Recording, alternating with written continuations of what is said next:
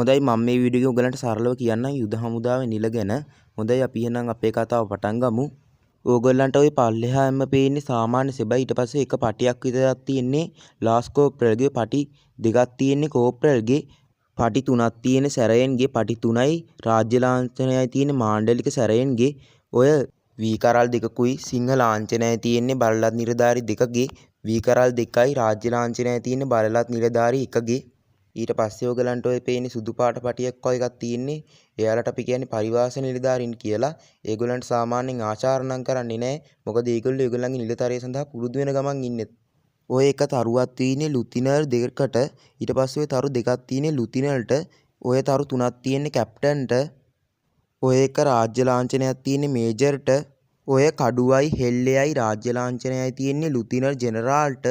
තරුවයි රාජ්‍ය ලාංඡනයයි තියෙන්නේ ලුතිනර් කර්නල්ට. කර්නල්ට තියෙන්නේ තරු දෙකයි රාජ්‍ය ලාංඡනයයි. ඔය තරු තුනයි රාජ්‍ය ලාංඡනයයි තියෙන්නේ බ්‍රිගේඩියර්ට. ඊට පස්සේ තියෙන්නේ යුද හමුදාවේ ඉහළම තනතුර වන ෆීල්ඩ් මාෂල්. ඒකට තියෙන්නේ වී කරල් දෙකයි කඩු දෙකකුයි රාජ්‍ය ලාංඡනයයි. මේ ෆීල්ඩ් මාෂල් තනතුරේ ඉන්න කෙනෙක් සක්‍රීය සේවය යොදවන්නේ නැහැ. උත්සව සඳහා භාවිතා කරන ශ්‍රී ලංකා යුද්ධ හමුදාවේ ගෞරවාන්විත හා සම්මානනීය නිලයකි.